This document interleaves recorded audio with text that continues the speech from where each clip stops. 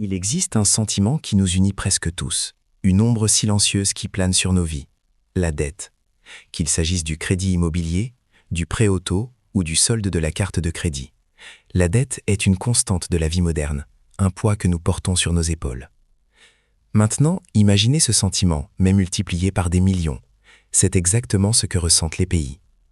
Le Portugal, par exemple, a une dette publique qui dépasse les 270 milliards d'euros. Les États-Unis, une dette qui excède déjà les 34 trillions de dollars. Ce sont des chiffres qui défient notre entendement, un fardeau collectif que chaque citoyen, qu'il le sache ou non, aide à porter. Mais cela soulève une question fondamentale, un paradoxe qui semble défier la logique.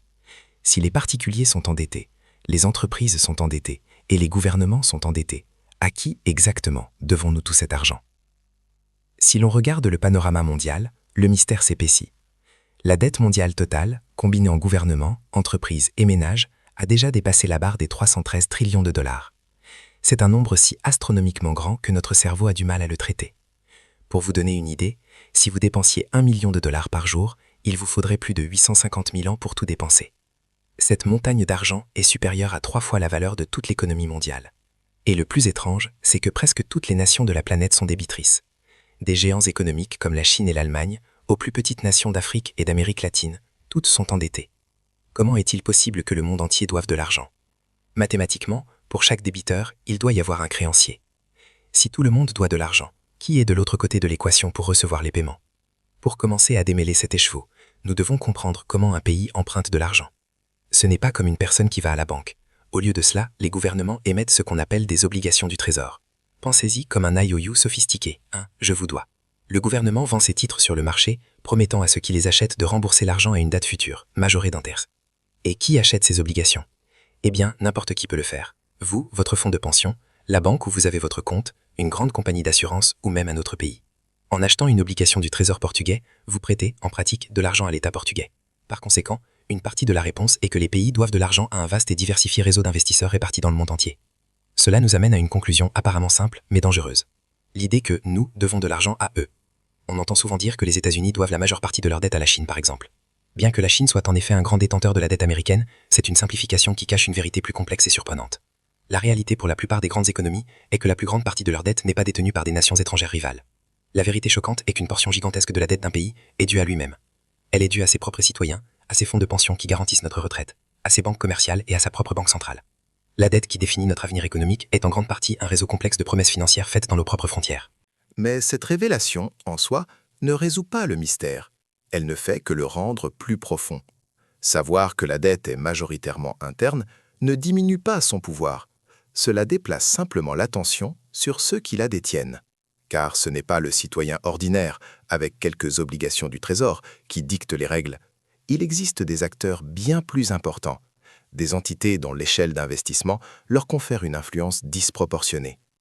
Nous parlons de gigantesques fonds d'investissement qui gèrent plus d'argent que le PIB de continents entiers, de banques centrales qui opèrent avec une autonomie quasi totale et d'organisations supranationales qui imposent des conditions économiques à des nations souveraines. Ce sont les véritables titans du monde de la dette. Mais avant de révéler les noms et les mécanismes de ces entités dans la deuxième partie, nous voulons connaître votre opinion. Qui, selon vous, tient réellement les rênes de la dette mondiale? Laissez votre théorie dans les commentaires, car la réponse est bien plus calculée que vous ne l'avez jamais imaginé. La réponse à la question que nous avons laissée en suspens n'est pas simple, car elle ne dessine pas un trône unique.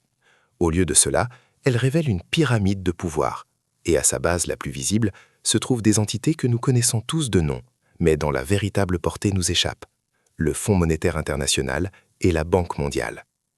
Quand un pays est au bord de l'effondrement, ce sont eux qui apparaissent comme les sauveurs, offrant des prêts de plusieurs milliards. Mais cet argent n'arrive jamais sans condition. En échange du sauvetage, ils exigent des réformes structurelles, un euphémisme pour l'austérité, les privatisations et des changements politiques profonds qui redéfinissent l'avenir de nations entières. Ils ne sont pas seulement des créanciers, ce sont des architectes de politique, façonnant les économies à leur image. Leur pouvoir ne réside pas seulement dans l'argent qu'ils prêtent, mais dans l'idéologie qu'ils imposent, créant une dépendance qui va bien au-delà du financier. Ils sont le visage public et politique de la dette mondiale, mais ils ne sont que le premier voile à être levé. Cependant, Même le pouvoir combiné du FMI et de la Banque mondiale est éclipsé par une force bien plus grande, plus discrète et infiniment plus puissante, le marché privé. L'écrasante majorité de la dette d'un pays n'est pas détenue par ces institutions, mais est négociée ouvertement comme une marchandise sous la forme d'obligations souveraines. Et qui sont les acheteurs? Ce sont les gigants de Wall Street et de la City de Londres, les banques d'investissement et les fonds spéculatifs qui transforment la dette des nations en un jeu à haut risque aux profits astronomiques. Lorsqu'un gouvernement a besoin de financement, il ne demande pas seulement de l'aide à une organisation, il émet des titres qui sont achetés par un consortium mondial d'institutions financières. Le destin économique d'un pays en vient à dépendre non pas de décisions politiques, mais de la confiance et de l'appétit pour le risque d'investisseurs anonymes à des milliers de kilomètres de distance. La dette cesse d'être un accord entre nations pour devenir un actif dans le portefeuille d'un fonds d'investissement. Et si vous pensiez que les banques étaient au sommet de la chaîne, préparez-vous à regarder encore plus haut. Au-dessus d'eux planent les véritables titans du capital, les gestionnaires d'actifs, des noms comme BlackRock, Vanguard et State Street. Ces entités ne sont pas des banques au sens traditionnel du terme, elles ne prêtent pas leur propre argent.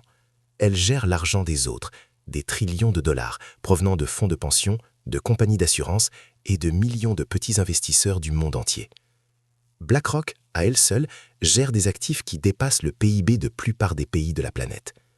Lorsque ces entreprises achètent de la dette souveraine, elles le font au nom de leurs clients, devenant ainsi de fait les plus grands créanciers individuels du monde, sans que leur nom n'apparaisse dans les traités ou les actualités. Si ce réseau complexe de pouvoir élargit votre perspective, montrez votre soutien avec un like sur cette vidéo.